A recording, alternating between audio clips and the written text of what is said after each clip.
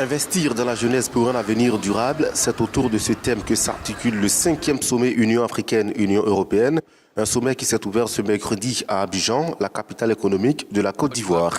Durant 2 jours, plus de 80 chefs d'État et de gouvernements d'Afrique et d'Europe vont échanger sur l'épineux problème d'insertion de la jeunesse.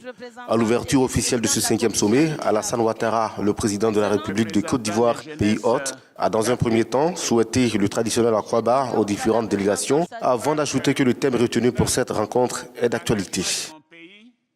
Abidjan doit être le point de départ d'un partenariat stratégique assumé entre l'Europe et l'Afrique. Nous devons nous fixer la grande ambition que la jeunesse est en droit d'exiger, aussi bien en Europe qu'en Afrique, pour pouvoir se projeter dans le futur avec espoir et sérénité. C'est pourquoi nous devons prendre des décisions et des engagements forts, non seulement renouvelés, mais rehaussés et innovants.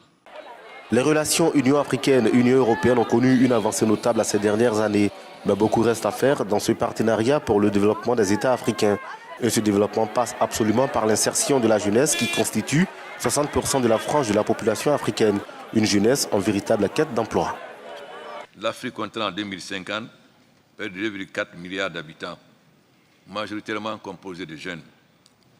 Des stratégies et mécanismes destinés à promouvoir l'épanouissement des jeunes, l'autonomisation des femmes et la protection des jeunes filles sont plus que jamais nécessaires en vue de faire de cette explosion démographique une opportunité économique assurant une croissance soutenue et durable. Il va sans dire que la prospérité que nous ambitionnons passera nécessairement d'abord par le développement du secteur rural, principale source de revenus et gage de la sécurité alimentaire dans nos populations. Il faut noter que les différents intervenants ont salué le retour du Maroc à l'Union africaine. Pour eux, cet acte montre que l'Afrique a retrouvé toute son unité, unité sans laquelle il n'y a pas de véritable développement.